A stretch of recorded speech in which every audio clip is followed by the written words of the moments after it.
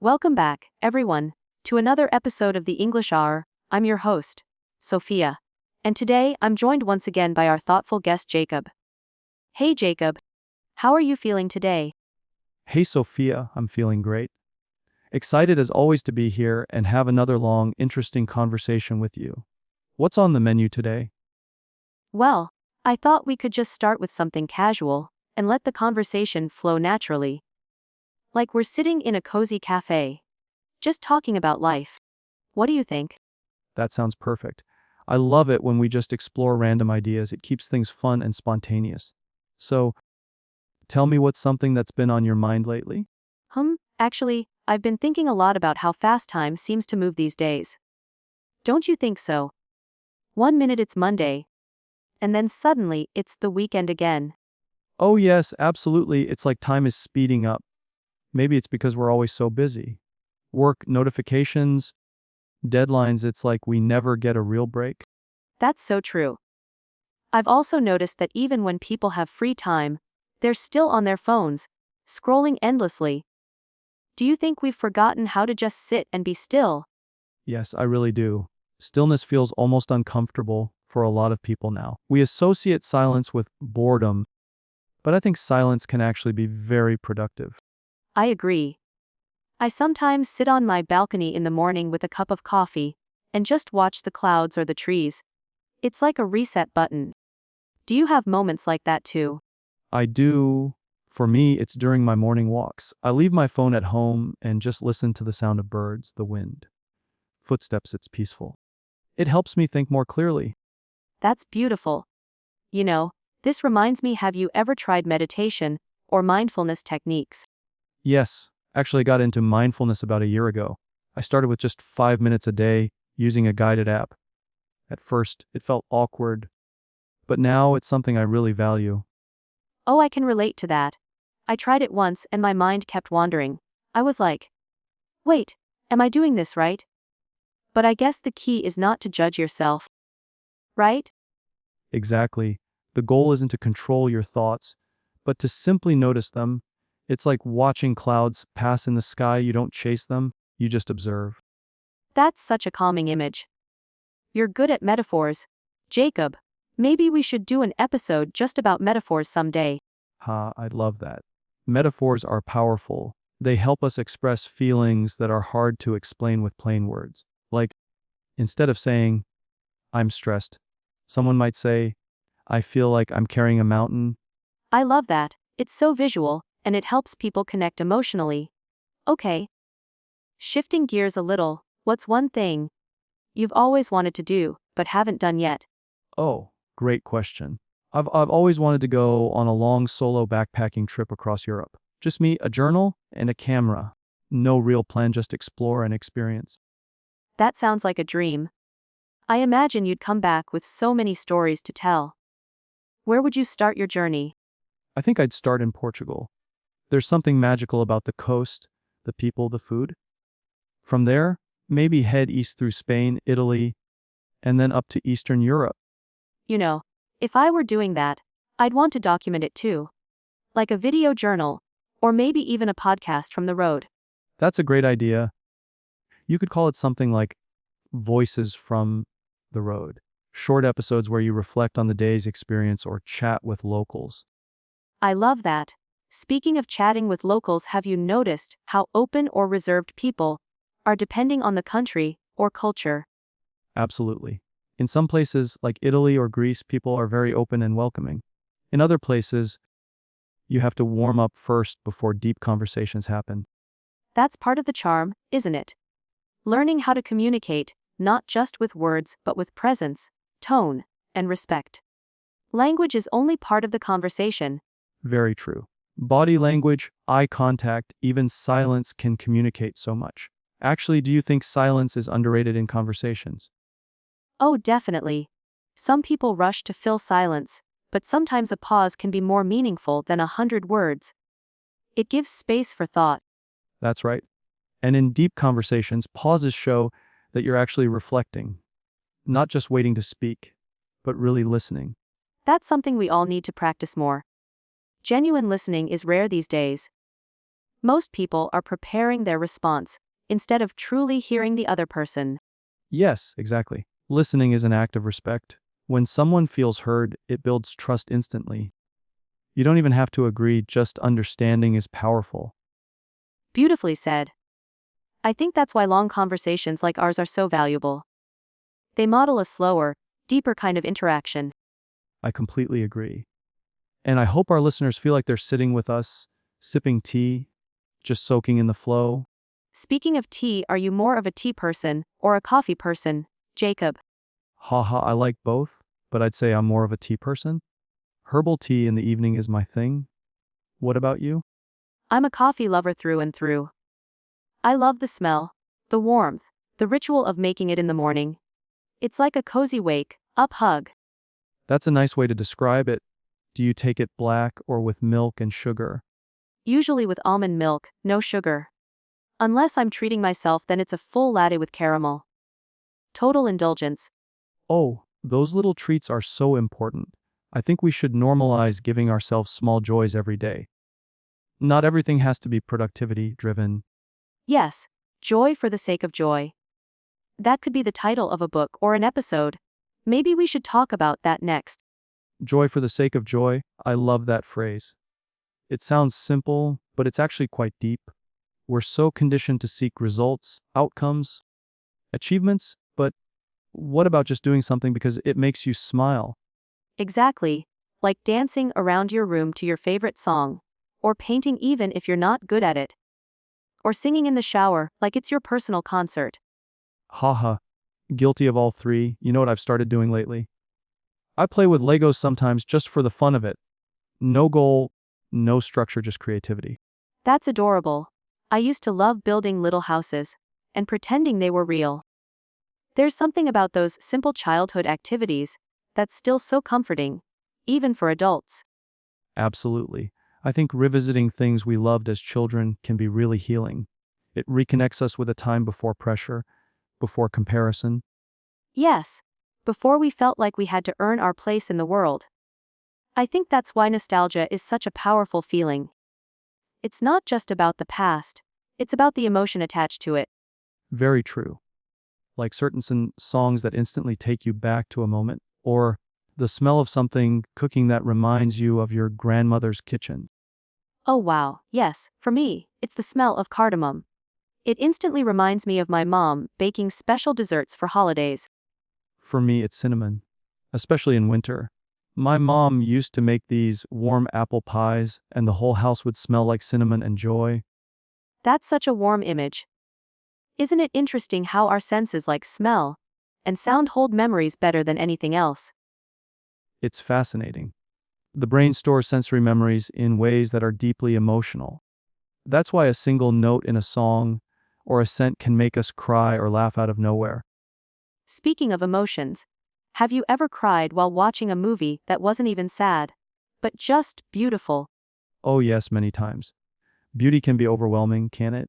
There's something about witnessing a pure moment of love or kindness that just breaks through all your defenses. That's such a powerful point. We usually think sadness is what makes us cry, but beauty and empathy can be even more intense. Definitely. And I think those moments teach us how human we are. We're not just thinking creatures, we're feeling beings too. I love that. And sometimes I think we forget that feelings don't need to be justified.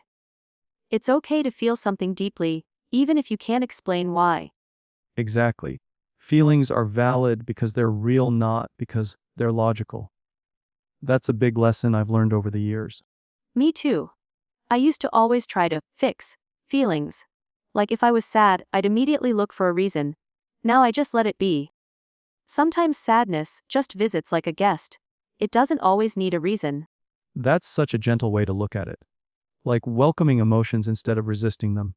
Let them in, sit with them, offer them tea, and let them leave when they're ready. Haha, I love that image. Imagine your emotions knocking on your door.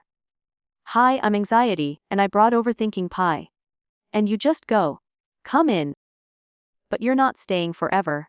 Ha, yes, that could be a whole children's book series, each emotion as a quirky character with their own personality and snacks. That would actually be a great way to teach kids emotional intelligence. And maybe adults would learn a thing or two as well. For sure. Sometimes I think we forget that learning about emotions doesn't stop in childhood. In fact, many adults are still learning how to identify and manage them. It's a lifelong journey. Emotional maturity doesn't come with age, it comes with awareness, reflection, and compassion. Beautifully said. And speaking of compassion, how do you practice self-compassion when you're feeling down? That's a great question. For me, it's about speaking to myself like I'd speak to a dear friend. I try to avoid being harsh or critical. I remind myself it's okay to not be okay. I really respect that. I think the way we talk to ourselves in difficult moments defines how much we've grown. The inner voice can be either a bully or a best friend. Exactly. And unfortunately, most people don't realize how cruel their inner voice has become until someone else points it out. Yes. And the sad part is, if anyone else talked to us the way we sometimes talk to ourselves, we'd never accept it. But somehow, we allow it inside our own minds. That's why awareness is so powerful. Once you hear your inner voice clearly, you can start changing it. You can train it to be kinder. Totally agree. It's like developing a mental habit. Instead of saying, I messed up, I'm useless, you say, I made a mistake. And that's part of learning. And just like that, the entire experience changes. From something shameful to something meaningful. This makes me think about how we view failure in general. Do you think people are too afraid of failure? Definitely. We've been trained to see failure as the opposite of success, instead of part of the same journey. But failure is actually where the best lessons lie. Yes, I always say failure is the tuition we pay for growth. It's not wasted, it's invested in who we become. That's such a great way to frame it. And when you look at people who inspire you, artists, entrepreneurs, leaders, they all have stories of failure behind their success. Exactly. Nobody reaches the top without slipping a few times. The difference is they didn't quit. They used the fall as fuel. I love that. Use the fall as fuel. That's a quote-worthy line, Jacob. Thank you. Feel free to steal it for a future episode title. I just might.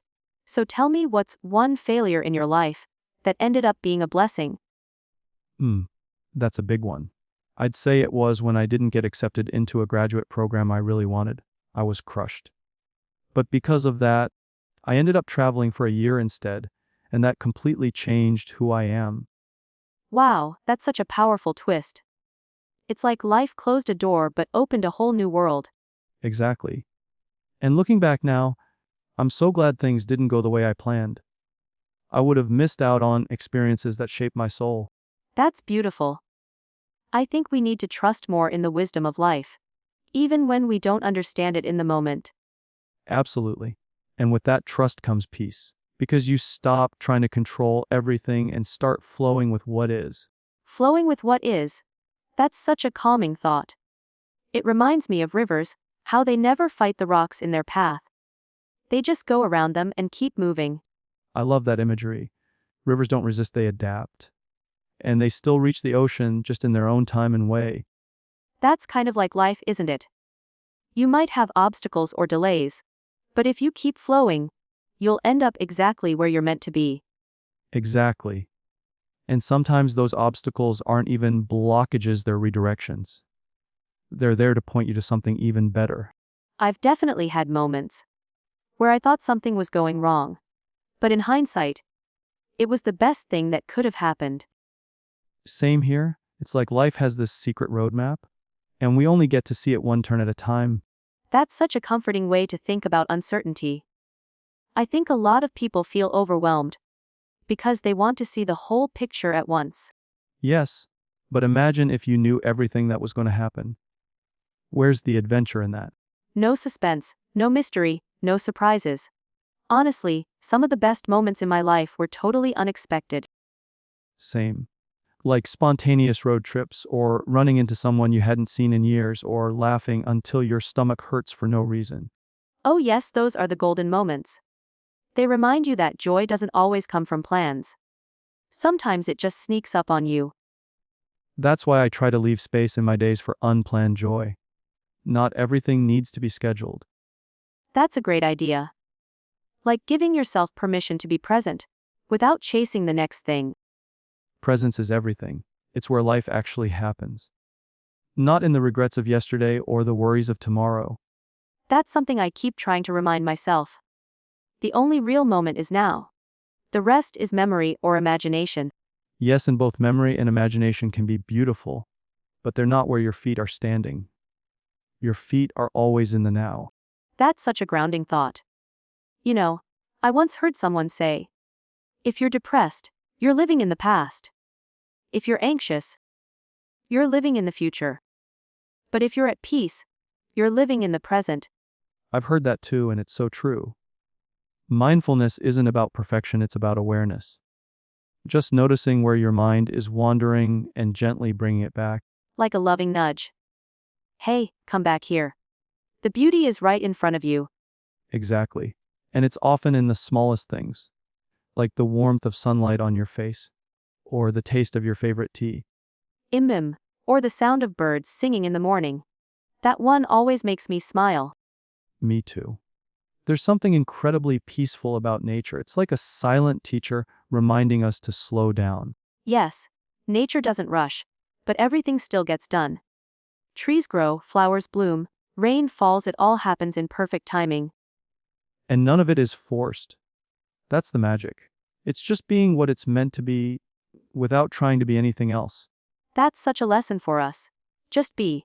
Not always do, achieve, or prove, just be. I think if more people allowed themselves to simply be, we'd have a much gentler, kinder world. I agree. And maybe that's one of the purposes of conversations like this. To remind people it's okay to slow down and breathe. Yes, to reconnect with the simple, essential things, like kindness, presence, gratitude. Speaking of gratitude, what's something you're grateful for today? Ooh, great question. I'd say I'm grateful for this moment right now. Being here, talking with you, sharing these thoughts, it's a real gift. That's really sweet. I feel the same. I'm grateful for connection. Real, heartfelt connection. It's rare, but so nourishing. It really is. We live in a world with constant connection via technology, but so many people still feel lonely. That's true. Connection isn't about how many contacts you have, it's about how seen and heard you feel. Yes, you can be in a crowded room and still feel alone. But you can also be with one person and feel completely understood. Those are the best moments, the ones where someone looks at you and says, I get it. No judgment, just empathy. And that's what we all need, more of: empathy. Not just listening to reply, but listening to understand. That's such a good reminder. So many arguments and conflicts could be avoided if people just paused to really listen. 100%. Listening is a superpower. When someone feels heard, they feel valued. And when they feel valued, they open up. And when they open up, relationships deepen. Whether it's with friends, partners, or even strangers. You know what's funny? We spend years learning how to read and write, but hardly any time learning how to listen. That's so true. There should be listening classes in schools. Like, active listening 101. Haha, yes, with lessons like how to nod meaningfully, and when to just say I understand, and zip it. I'd sign up for that. Honestly, even adults need a refresher. Listening is a lifelong skill. Definitely. And not just listening to others, but to ourselves too. Our bodies, our emotions, our intuition. Oh yes. Sometimes your body will whisper to you. And if you don't listen, it starts to scream. So true. That's why I try to check in with myself often. Not just, how am I doing? But, what do I need right now? That's a beautiful habit. And the answers can be surprising. Sometimes you just need a nap or a glass of water, not a life overhaul. Haha, yes, or just a good laugh. Laughter is underrated. It resets everything. Absolutely. I try to laugh at least once a day, even if it's just watching a funny video or remembering something silly. Same here. I even have a folder of memes that I revisit when I'm feeling low. That's genius, instant mood lift. Laughter is like sunshine for the soul. Couldn't agree more. And you know what else helps? Talking to someone who makes you feel safe like we're doing now. Yes. These kinds of conversations are like a warm blanket on a cold day. They don't fix everything, but they help you feel less alone. Exactly. And that, I think, is one of the greatest gifts we can offer each other: presence. Presence really is a gift. And it doesn't cost anything. Just your time, your attention, and your heart. Exactly. And I think in a world that moves so fast, slowing down to give someone your presence is more powerful than ever. You know, sometimes people feel like they have to say the right thing to help someone. But just being there, really there is often more than enough. Oh, absolutely. Silence can be comforting when it's filled with care. Just sitting with someone in their experience, that's real support. That reminds me, have you ever had a moment where someone just sat with you quietly, and it meant more than any advice they could have given? Yes. A few years ago, I was going through something difficult. A friend came over, didn't say much, just made tea and sat beside me. That silence said, "I'm here and you're not alone." That gave me chills. It's so beautiful how love can show up in such quiet ways. It really can. And I think we sometimes underestimate the impact of those small, quiet moments. Yes, everyone's chasing the big gestures, but the real magic is often in the little things.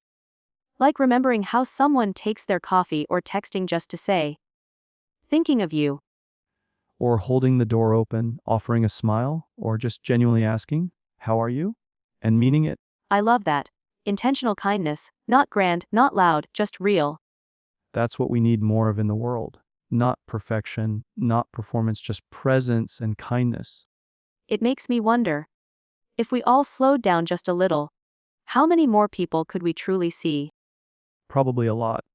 Because sometimes we're too busy to even notice someone struggling right in front of us. Or too caught up in our own whirlwind to pause and offer a moment of connection.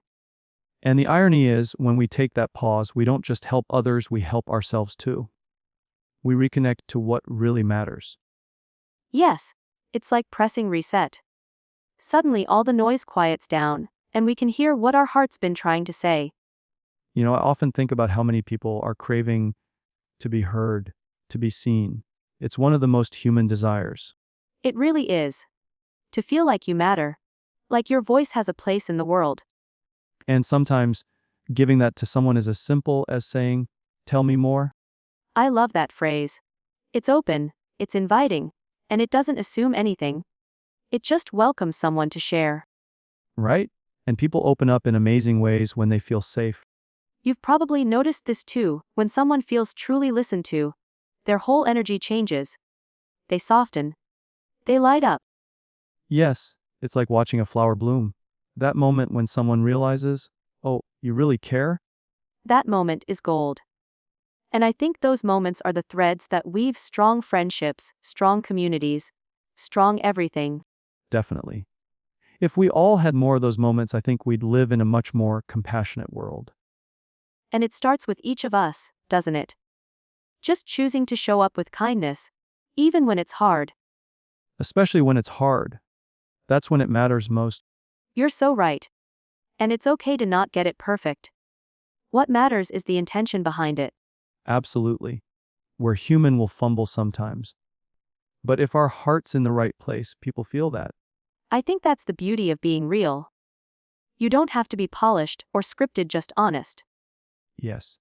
Honesty, when paired with kindness, is one of the most powerful things we have. That makes me wonder, how many times have we held back our truth because we were afraid of not being understood?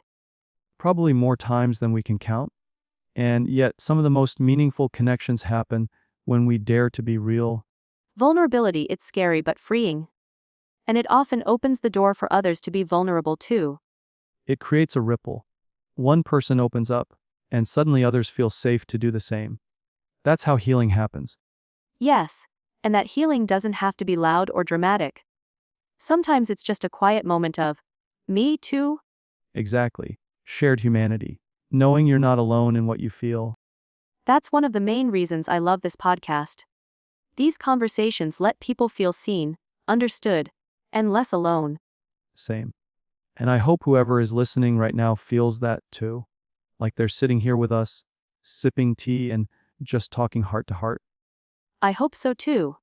Because that's exactly the kind of space we want to create, one of warmth, depth, and connection. And maybe even a little laughter along the way. Oh, definitely. We can't forget to laugh. That's one of the best medicines there is. Especially the kind of laugh that sneaks up on you unexpected, contagious, and straight from the soul. I love those. The ones that leave your cheeks hurting and tears in your eyes. Those are the moments you remember forever. They don't come from planning, they just happen when you're truly present. Just like the best parts of life. You can't always plan them, but you can show up for them. And showing up, that's what really matters. Not being perfect, just being present. You know, Jacob, it's amazing how much goodness can come from just showing up consistently in life. Definitely. It's kind of like watering a plant. You don't see the growth immediately, but day by day, something beautiful is taking shape. That's such a good metaphor. I think people often give up too soon because they don't see the results right away. Yeah, especially with personal growth or relationships. We expect instant transformation, but the truth is, it's a slow and steady journey. And I think social media plays a part in that. We see these perfect snapshots of success and assume that's how life works. Totally. It's like watching a movie with all the boring parts cut out. But real life, it's messy, slow, sometimes confusing, and that's okay. Yes, growth is awkward. Healing is not linear. And no one really talks about the between moments, the doubt, the setbacks, the waiting. Exactly. And that's where most of the real transformation happens. In the waiting. In the showing up when it's not glamorous. I love that. Like the quiet mornings when no one's watching, but you still choose to be kind, or work on yourself, or check in on someone. Those are the moments that build character. The invisible wins. Invisible wins, I love that phrase. The world may not clap for them, but they shape who we become. Yeah. And they give you a kind of quiet confidence. Like, I know who I am, even if no one else sees this part of me. That's powerful. I think we should celebrate those invisible wins more, like choosing not to react in anger, or getting out of bed when it's hard. Or saying no when you usually say yes just to please people. Or asking for help when your pride says don't. Those are huge. And they require so much inner strength. Yep. Inner strength doesn't always look like boldness. Sometimes it looks like gentleness or patience or resilience in silence. Oh, that's beautiful. And I think more people would realize their strength if they stopped measuring it by loudness or visibility. That's true. Quiet strength is so underrated. Have you ever had a moment in life where your strength surprised you? Where you handled something differently than you thought you would? Actually, yeah. There was a time when I was going through a breakup, and instead of numbing the pain or distracting myself, I let myself sit with it. That's really brave. Most people run from that kind of emotional discomfort. I used to. But that time I said, no, I need to feel this. I need to understand myself here. And it was hard, but it was healing. That's incredible. Emotional courage is some of the hardest, and most important, courage we can practice. And it's not always recognized. No one gives you a medal for processing grief or staying in therapy, but it's life-changing. Yes, it changes how you show up in every relationship, how you speak to yourself, how you handle the world. It really does. And you realize healing isn't about becoming someone new. It's about returning to who you truly are beneath all the fear and survival patterns. That gave me goosebumps. Because I think so many of us are just trying to remember who we were before the world told us who to be. Exactly. Before the noise, before the masks, before the pressure to perform. And once you find that version of yourself again, life feels lighter, more honest. Yes, it's like you can finally breathe fully, be fully. And that kind of authenticity, it attracts the right people. The people who love the real you, not the curated version. Yep. You lose the ones who love the mask, but you gain the ones who love your soul. That trade-off is worth everything. 100%. It reminds me of a quote I read. When you stop shrinking to fit into spaces you've outgrown, you make room for the life you were meant to live. That's powerful. So many people stay small just to be accepted. But that acceptance is never fulfilling because it's not for the real you.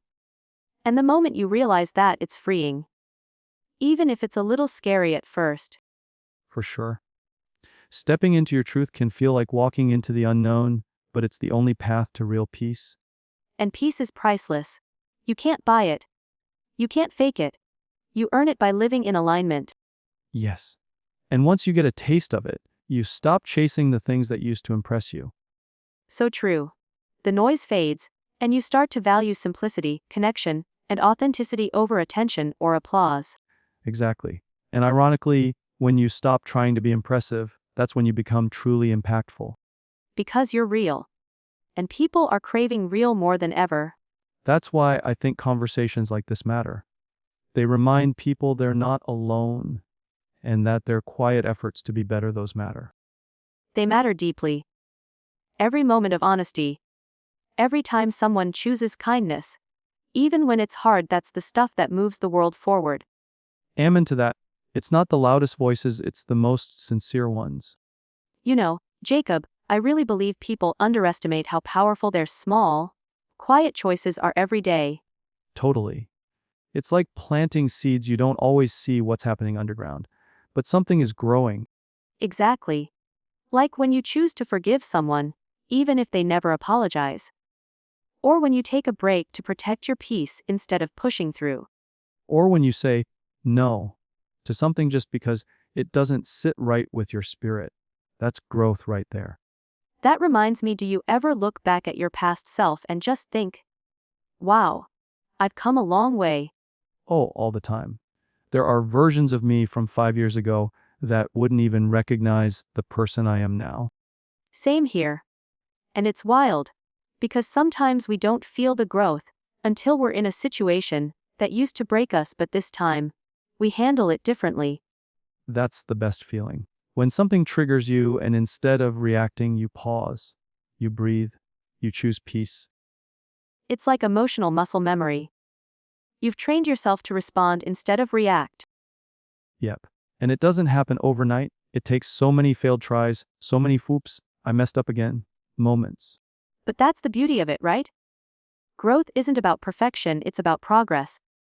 And even on our messy days, we're still moving. That's something I wish more people understood. That healing doesn't mean you never feel pain again. It just means you don't live in it anymore. It's like learning to carry the pain with grace, instead of letting it control you. And realizing you can hold joy and sorrow at the same time. Life isn't either or, it's both. That's such a mature way to see things. Most of us are taught to pick one emotion at a time, but life is way more layered. Exactly. Like I can miss someone and still be at peace. I can be sad about something and still be grateful. That duality is what makes us human. And I think leaning into it, instead of resisting it, helps us live more fully. It really does. And the more we talk about it, the less alone people feel in their complexity. I've had so many listeners write in saying they thought something was wrong with them because they couldn't just be happy. Yeah, there's this toxic positivity mindset that tells people to smile through the pain. But sometimes the most healing thing is to sit with your sadness. To name it. To say, this is what I'm feeling, and that's okay. Yes, naming your emotions gives you power over them. It turns the storm into something you can understand. I used to suppress my emotions, thinking it made me strong. But all it did was build walls around my heart. Same here. I thought being numb was being tough, but real strength is vulnerability. Saying, I'm hurting, takes more courage than pretending everything's fine. Absolutely. And it opens the door for real connection. People can't love the real you if you're always hiding it. That's deep. And I think the more we normalize emotional honesty, the more free we all become. You're right. We all carry something. And being honest about it doesn't make us weak, it makes us human. I honestly think these kinds of conversations are the medicine a lot of people need. Just to hear, you're not broken. You're just healing. That gave me chills. Because someone listening right now probably needed that exact sentence. I hope so. Because even if you're in a dark place, it's not permanent. Things shift. Seasons change. And you're allowed to outgrow who you used to be. Even if others don't understand it. Yes, you're not obligated to stay small just because it makes others comfortable. That right there, that's freedom. When you stop shrinking and start shining, It takes guts.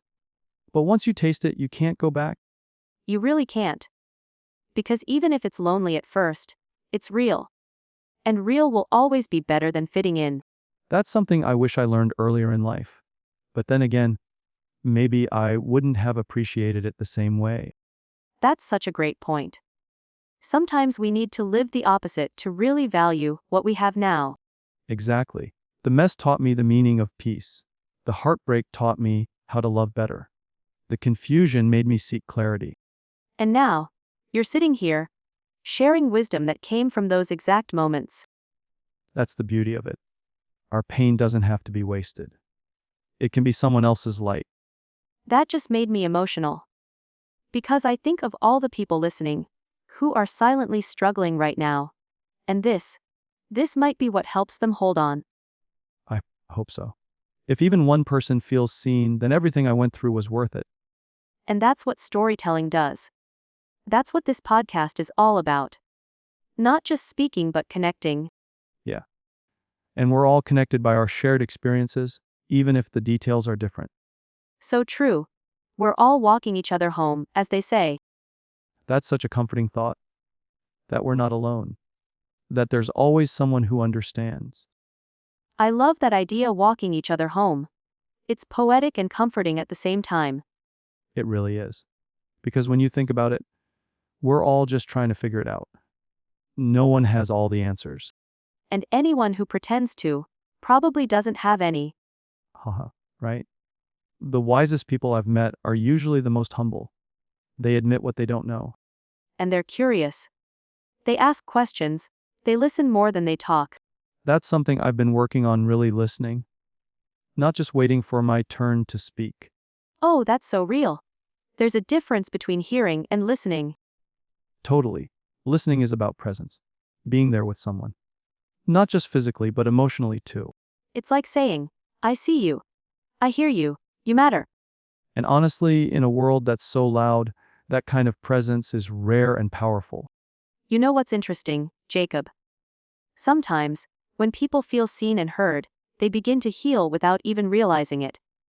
That's so true. It's like the human spirit relaxes when it knows it's not being judged. Yes, like finally it can exhale. And I think that's why safe spaces are so important. Not just physically safe, but emotionally too. Definitely. We all crave spaces where we can show up as ourselves, messy, raw, unfiltered. No masks, no performance, just real connection. I feel like this podcast is one of those spaces. At least, that's what I hope it is for people. It is. You've created something meaningful here, Sophia. These conversations reach deep places. Thank you. That means a lot. Because honestly, I don't just want to talk, I want to connect. And you do. That's why I was excited to be here. It's not just another podcast, it's a conversation that matters. That makes me smile. You know, sometimes I wonder about the quiet ones listening on the train, or cleaning their kitchen, or lying in bed at 2 a.m. Yeah, I think about them too. The ones who don't always comment or share, but they feel every word. Exactly. I like to imagine we're keeping them company. That we're saying, hey, you're not alone. And maybe giving them words they didn't know they needed. That's the beauty of words, right? They can build bridges across time and space. They can. A sentence you hear today might heal a wound you got years ago. Wow, that hit deep, and it's so true. I still remember words that people said to me years ago, kind words, encouragement. They stayed with me. Same here. Isn't it amazing how a simple sentence can echo through someone's life? It really makes you think twice about what you say to others. And to yourself too. Self-talk is powerful. Absolutely. The way we speak to ourselves becomes the way we live. So if I'm telling myself, I'm not enough, every day, I'll start living like I'm not. Exactly. But if you start saying, I'm learning, I'm growing, I'm allowed to make mistakes, that changes everything. It plants new beliefs. Slowly but surely. And those beliefs shape your choices, your relationships, your path. That's why inner work is so important. Healing isn't just about feeling better, It's about thinking differently. and seeing yourself differently. With more grace, more compassion. I think if we all treated ourselves like we treat someone we deeply love, the world would look so different. That's such a powerful shift. To look in the mirror and say, I've got your back. Yes, instead of criticizing every flaw, we start to honor our story. Every scar, every wrinkle, every mistake, it's all part of the tapestry. I love that. A tapestry, woven with joy, pain, laughter, tears, nothing wasted. Nothing wasted. Even the broken threads belong. That made me teary-eyed. Because so many of us feel like our brokenness disqualifies us. When in truth, it's what makes us real, relatable, humans. And beautiful. In the most authentic way. Exactly. And I think the more we embrace our imperfections, the more room we give others to do the same. It's a ripple effect. One act of self-kindness can inspire another. And that's how healing spreads, quietly, gently, one person at a time. One heart at a time. One heart at a time. That might be one of the most beautiful things we've said today. It really might be. And you know what, Jacob?